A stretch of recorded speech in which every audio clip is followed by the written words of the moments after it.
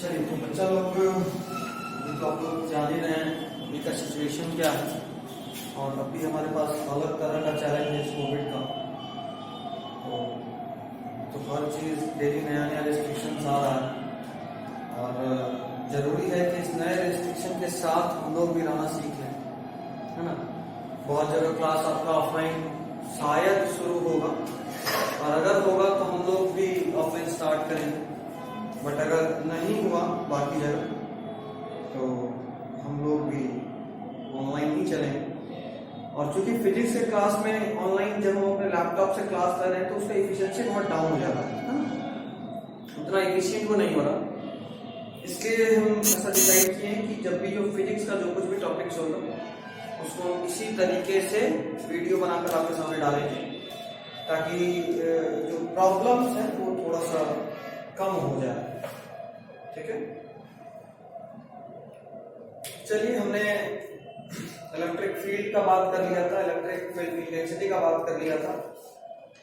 आज हम लोग एक छोटा सा क्वेश्चन देखेंगे और उस छोटा सा क्वेश्चन को देखने के बाद अगले कंसेप्ट में हम एंटर करेंगे।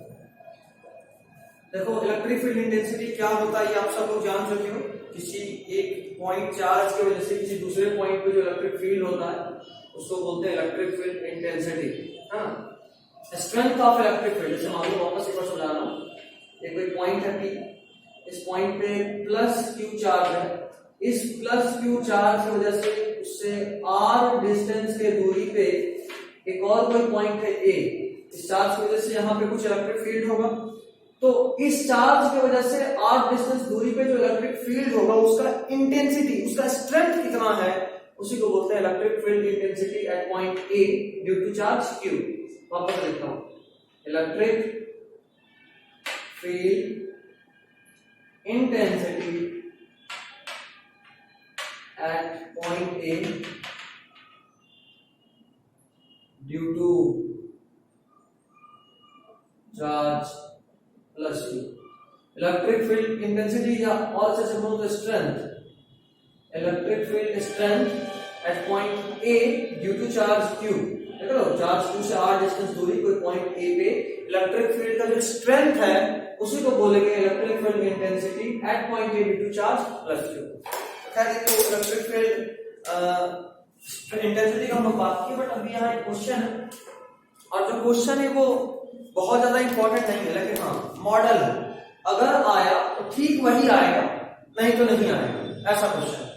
आप उसको सीधा सीधा याद कर लेंगे, सीधा सीधा याद कर लेंगे। ठीक है, सीधा सीधा याद करने के लिए हम आपको बता दें, देखो दो चार्ज है,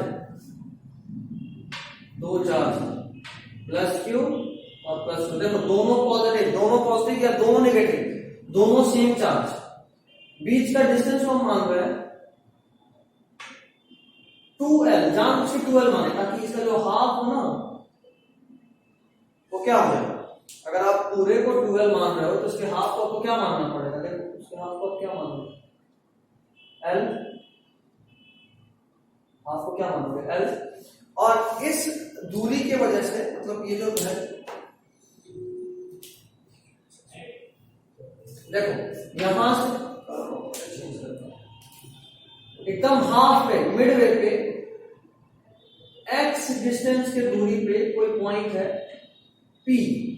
ठीक है, और आपको इलेक्ट्रिक फील्ड इंटेंसिटी निकालना है point P due to both the charges, इन दोनों चार्ज के लिए। Find E net at P। देखो दोनों ही चार्ज को लगाएगा। यहां अगर मान लो नेगेटिव चार्ज होगा, अगर नेगेटिव चार्ज होगा, अगर नेगेटिव चार्ज कोई भी मैग्नीट्यूड अगर नेगेटिव रहा तो ये वाला इसको इधर खींचेगा, ये वाला इसको इधर खींचेगा और इन दो फोर्स का नेट इधर होगा, है ना। अच्छा, ये तो तब अगर ये नेगेटिव हो, अगर यही पॉजिटिव हो जाता, अगर यही चार्ज पॉजिटिव होता तो ये वाला Q इसको इधर ढकेलता, ये वाला Q इसको इधर ढकेलता और नेट इधर आता, है ना। तो कुछ भी हो, इधर हो या इधर हो, अंतर सिर्फ डायरेक्शन का ही होना है।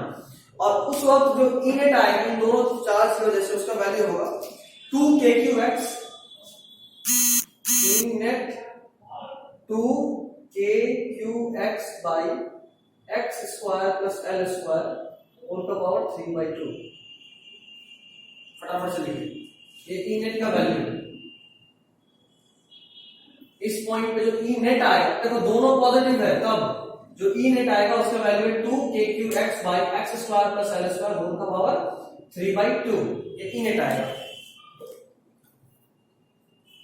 अच्छा, अगर हम बोले कि हमको इस ई नेट को मैक्सिमम ई नेट करना है, इस चार्ज को कहां रखें कि ई नेट मैक्सिमम हो जाए। देखो तो अगर बीच का डिस्टेंस 2l है तो ये डिस्टेंस फिक्स, ये बीच का डिस्टेंस आप फिक्स कर दियो। इस फार्मूला में k है, k का value 1/4 pi epsilon not, epsilon not fix है 9 × 10 का पावर 9। q का वैल्यू दिया हुआ फिक्स है x, ये वो दूरी है जहां आप इस q को रख रहे हो, और l भी फिक्स है। मतलब आप इसमें चेंज क्या कर सकते हो, सिर्फ x को, सिर्फ x करके चेंज, बाकी k फिक्स है, q फिक्स है और l फिक्स है। तो अगर आपसे पूछ रहा है कि ई नेट मैक्सिमम हो जाए उसके लिए क्या कंडीशन है, याद रखिएगा उसके लिए कंडीशन है अगर x का value l plus minus l by √2 के बराबर हो जाए तो जो ई नेट होता है वो मैक्सिमम होता है। ऐसे लिखते हैं 4 E net to be maximum. अगर ई नेट के वैल्यू को आपको मैक्सिमम करना है तो आपको ये जो पॉइंट है ना उसको l/√2 पे रखिएगा, तो वहां पे ई नेट मैक्सिमम आएगा। ये याद ही रखना, आप कुछ नहीं करना, आप यहाँ कुछ नहीं कर सकते हो, कुछ भी नहीं, सिर्फ आपको याद रखना है। ठीक है, चलिए अगला आपका हेडिंग बनेगा इलेक्ट्रिक फील्ड लाइंस। यहाँ बहुत कुछ लिखना है आपको, तो सिर्फ लिखेंगे, यहाँ ज्यादा कुछ नहीं। बोर्ड्स के लिए इतना करवा रहा हूं, नहीं करवाता। इलेक्ट्रिक फील्ड लाइन तो बहुत शॉर्टकट में निकल जाएगा। हटाओ,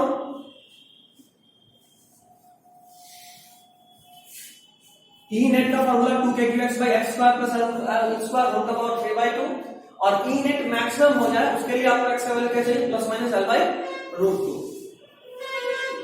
फॉर्मूला याद रखिएगा, साथ में ये भी याद रखिएगा एक्स इसको माने थे, ये जो लाइन ज्वाइनिंग था दो चार्ज, उसके मिड पॉइंट से कितना ऊंचाई था उसको एक्स माने थे। तो ये सब याद रखना है। पता चला कि पूरा फॉर्मूला याद है बट एक्स क्या था, एल क्या था, यही भूल गए। कई बार एक कंफ्यूजन और ये भी होता है, दोनों चार्ज के बीच का डिस्टेंस हम क्या माने थे 2l, और फॉर्मूला में आया था l। देखो ये l आया था 2kqx by x square plus l square whole का पावर 3/2, यही है ना फॉर्मूला भी। तो दिमाग में रखना, क्वेश्चन में कभी ये नहीं दिया जाएगा, क्वेश्चन में ये दिया जाएगा बीच का डिस्टेंस, और जो बीच का डिस्टेंस है उसका आधा डिस्टेंस फॉर्मूला में था।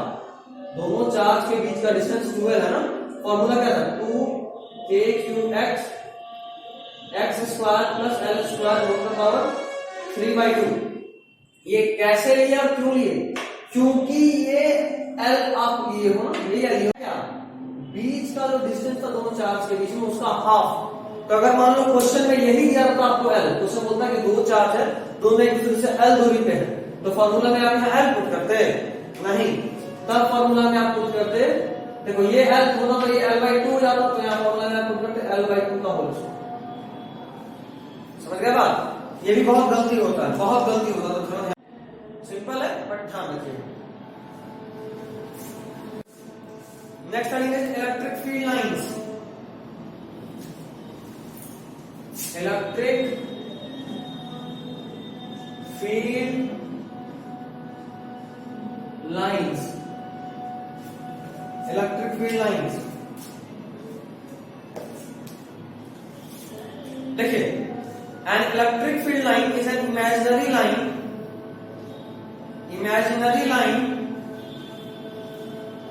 electric field line is an imaginary line or curve, imaginary line or curve, imaginary line or curve drawn through a region of space, line or curve drawn through a region of space, drawn through a region of space, so that drawn through a region of space so that the tangent at any point of it, so that the tangent at any point of it, so that the tangent at any point of it is in direction of electric field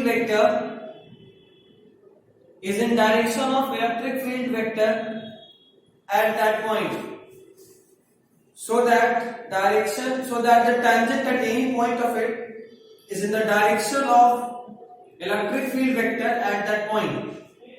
देखो simply समझाता हूं, अगर मान लो मैं बोल रहा हूं ये एक इलेक्ट्रिक फील्ड लाइन है, तो इलेक्ट्रिक फील्ड लाइन एक इस तरह का इमेजिनरी लाइन या कर्व है, देखो यहाँ पे कर्व दिख रहा है, हो सकता है ये लाइन भी हो, लाइन स्ट्रेट, तो इस तरह का लाइन या कर्व है जिसके किसी भी एक पॉइंट पे अगर आप टेंजेंट ड्रॉ करते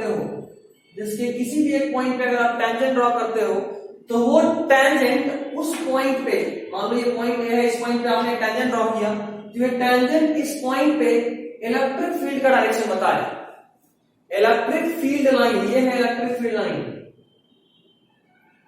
इलेक्ट्रिक फील्ड लाइन एक ऐसा इमेजिनरी लाइन है, इमेजिनरी लाइन या कर्व है जिसके किसी भी पॉइंट पे अगर आप टेंजेंट ड्रॉ कर रहे हैं, तो वो टेंजेंट उस पॉइंट पे इलेक्ट्रिक फील्ड के डायरेक्शन को बताए। ठीक है, चलिए नेक्स्ट, ये डायग्राम आप बना लीजिए, बेहतर रहेगा। बन गया? चलिए ठीक है, नेक्स्ट देखिए, properties of electric field line. Properties of electric field line.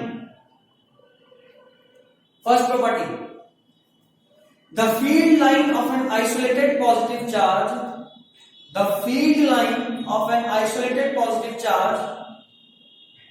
are straight lines emerging from the charge. The field lines of an isolated positive charge are straight line emerging from the charge radially outward to infinity. Emerging from the charge radially outward to infinity. Emerging from the charge radially outward to the infinity, and vice versa.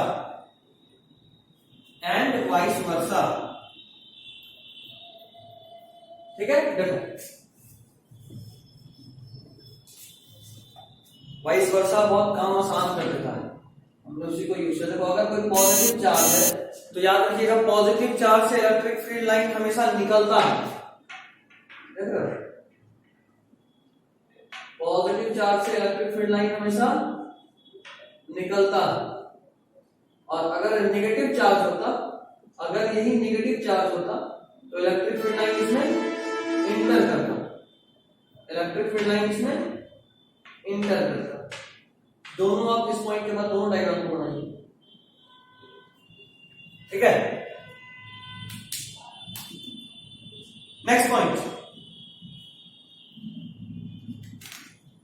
मतलब दूसरा property का बात करें। Next point मतलब दूसरा property,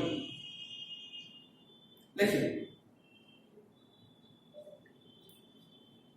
the lines start from positive charge and terminate on the negative charge.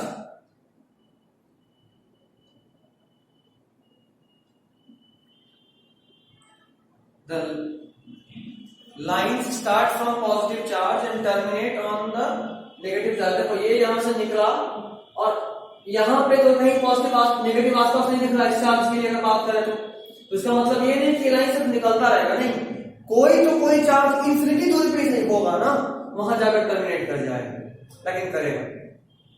ठीक है, और नेक्स्ट पॉइंट देखिएगा, मतलब फुल स्टॉप एक उसमें कंटिन्यू करो। The field line also show mutual repulsion, the field line also shows the mutual repulsion between the same charge, also show mutual repulsion between the same charge and attraction between the opposite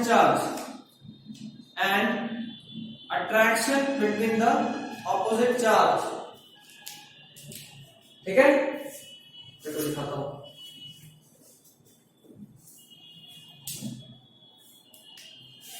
अगर मान लीजिए यहां पे दो positive charge है, देखो यहां से निकला।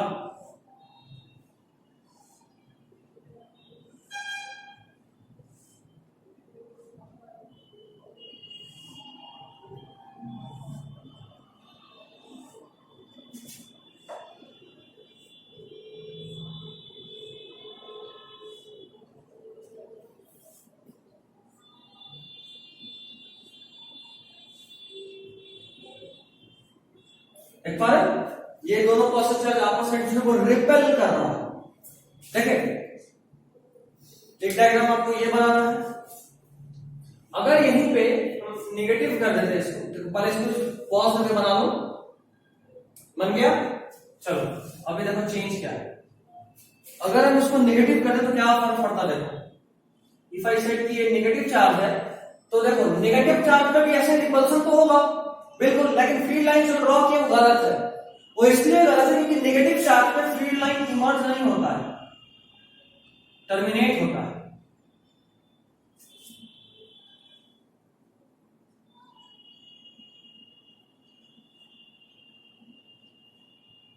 होगा बिल्कुल ऐसा ही कंडीशन, लेकिन टर्मिनेट होगा ना कि स्टार्ट होगा।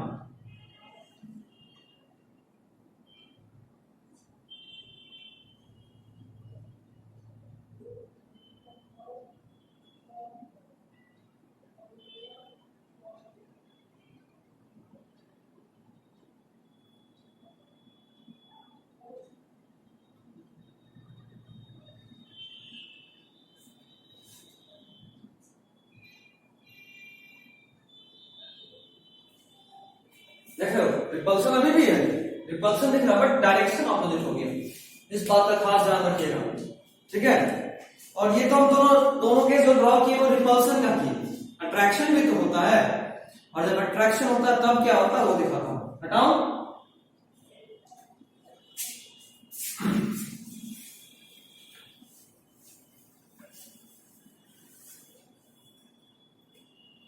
देखो ये है पॉजिटिव चार्ज और ये है नेगेटिव चार्ज। ये देखो,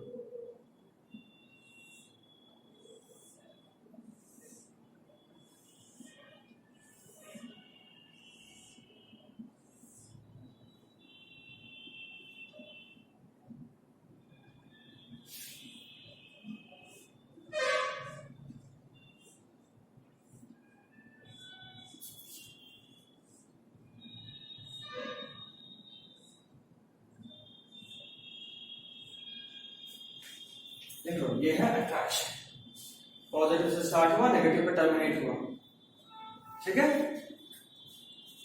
तो ड्रॉ कीजिए।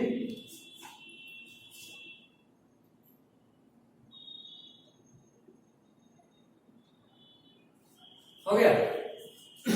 नेक्स्ट पॉइंट देखिए, the field lines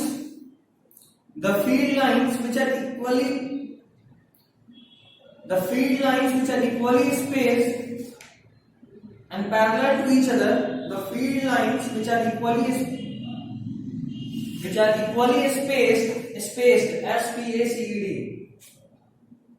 spaced, the field lines which are equally spaced and are parallel to each other represents a uniform field. The field lines which are equally spaced and are parallel to each other also represents a uniform field. देखो यहाँ पे gap ज्यादा है, कम है, कम है, कम है, ज्यादा है, कम है, यहाँ पे बहुत डेंस है। तो देखो इन सब फील्ड लाइंस के बीच में जो डिफरेंस स्पेस है, जो स्पेस है वो इक्वल नहीं है। अगर ऐसा होगा, देखो एक पॉजिटिव एक नेगेटिव, एक पॉजिटिव एक नेगेटिव, एक पॉजिटिव एक नेगेटिव, तो ऐसा फील्ड लाइन बनता। देखो ये एकदम पैरेलल है एक दूसरे के, इक्वली स्पेस्ड। थोड़ा सा इसको ऊपर कर लो।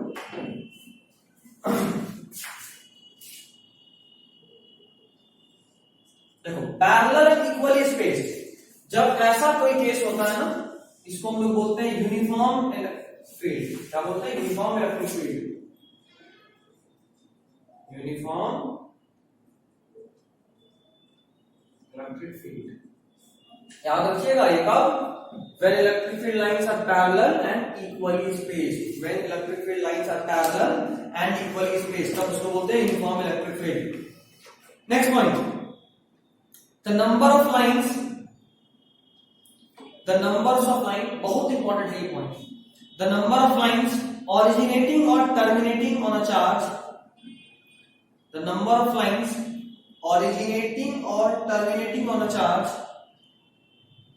the number of lines originating or terminating on a charge is proportional to the magnitude of charge, is proportional to the magnitude of charge, is proportional to the magnitude of charge. देखो इस line का simple इतना मतलब है कि जहां पे भी इलेक्ट्रिक फील्ड लाइन बहुत डेंस होगा, जितना नंबर ज्यादा होगा इलेक्ट्रिक फील्ड लाइन का, मतलब कि उस जगह पे इलेक्ट्रिक फील्ड का मैग्नीट्यूड उतना ही ज्यादा. देखो इस एरिया में देखो number of electric field line बहुत ज्यादा है, तो यहाँ पे इलेक्ट्रिक फील्ड का मैग्नीट्यूड भी बहुत ज्यादा है. अगर ऐसा नहीं समझ में आ रहा तो उसको एक मैग्नेट की तरह इमेजिन कर सकते हो. मान लो ये मैग्नेट बाहर मैग्नेट, यहाँ पे नॉर्थ पोल, यहाँ पे साउथ पोल.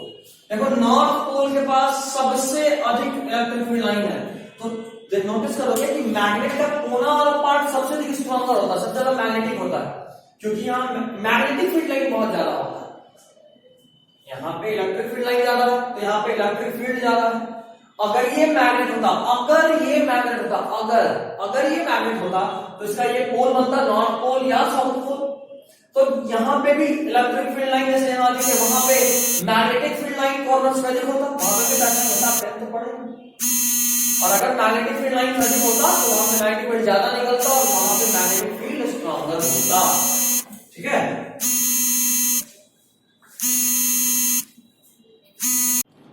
ठीक है. तो इलेक्ट्रिक फील्ड लाइन आप समझते हैं कि जहां पे जितना डेंस होगा वहां पे इलेक्ट्रिक फील्ड उतना ज्यादा होगा. नेक्स्ट पॉइंट देखिए, no two electric field lines can intersect each other. No two electric field lines can intersect each other. इसको मिटा दो मुझे. No two electric field lines can intersect each other. No two electric field lines can intersect each other. जैसे मान लो कोई भी electric field line ऐसा था, ऐसा नहीं हो सकता, यहाँ से निकले और उसको कट करता हुआ यहाँ करके. देखो जिस पॉइंट पे कट करे उस पॉइंट का टेंशन नहीं, क्योंकि अभी आप पढ़ चुके कि इलेक्ट्रिक फील्ड लाइन एक ऐसा इमेजिनरी लाइन है जिसके किसी भी पॉइंट पे आप टेंजेंट ड्रॉ करोगे तो उस पॉइंट पे उसका डायरेक्शन बताएगा. अब अगर आप इस पॉइंट पे टेंजेंट ड्रॉ करें तो दो हो सकता है, एक ऐसा और एक ऐसा. ठीक है, दो पॉइंट जो कि पॉसिबल नहीं. एक बार में हम किसी एक डायरेक्शन का बात कर सकते, एक पॉइंट पे कोई चीज एक डायरेक्शन में जा सकता है. इस पॉइंट पे फील्ड दो डायरेक्शन में कैसे हो सकता, एक ही डायरेक्शन में हो सकता है.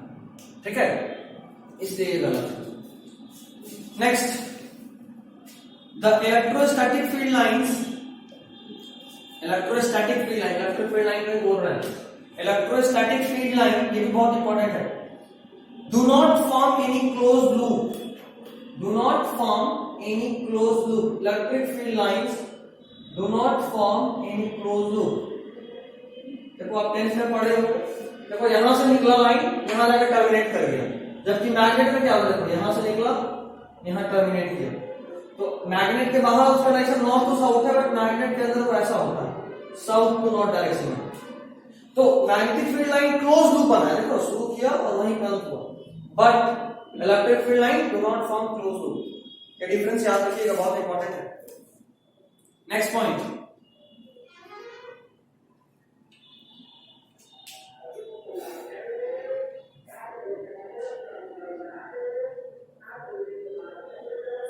field lines have tendency to contract in length. Field lines have tendency to contract in length.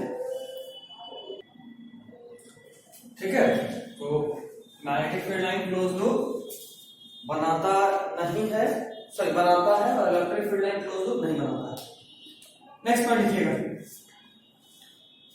Field lines are always perpendicular to the surface of conductor.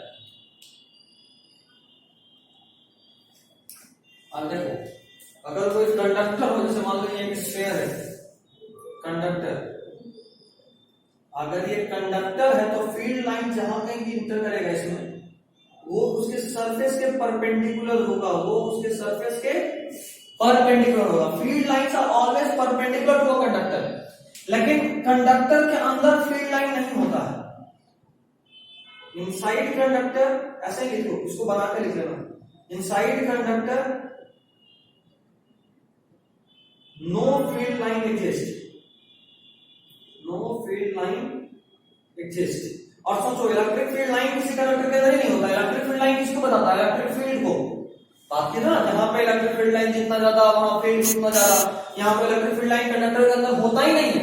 और अगर कंडक्टर के अंदर इलेक्ट्रिक फील्ड लाइन नहीं होता है तो ये इस बात को साबित करता है कि कंडक्टर के अंदर इलेक्ट्रिक फील्ड जीरो होता है। कंडक्टर के अंदर inside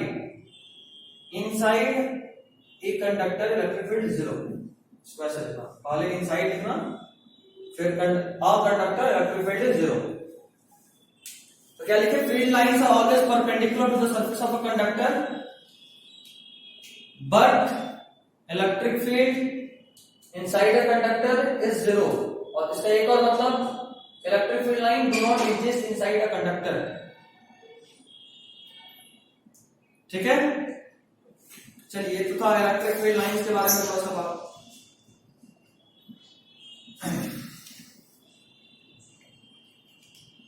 next heading is electric dipole. Next heading is electric dipole. थोड़ा सा एक 2-3 मिनट का देखेंगे दर्शन, उसके बाद फिर अगले लेक्चर में। आज इतना ही घंटे ना, बाद इतना, अगले दिन स्टार्ट करेंगे इलेक्ट्रिक डाइपोल से, और फिर इलेक्ट्रिक डाइपोल मूवमेंट पढ़ेंगे और उसके आगे। ठीक है, आज इतना ही करने देते हैं। ओके, आई गेस कि यहां से आपको फिजिक्स समझ में आया होगा।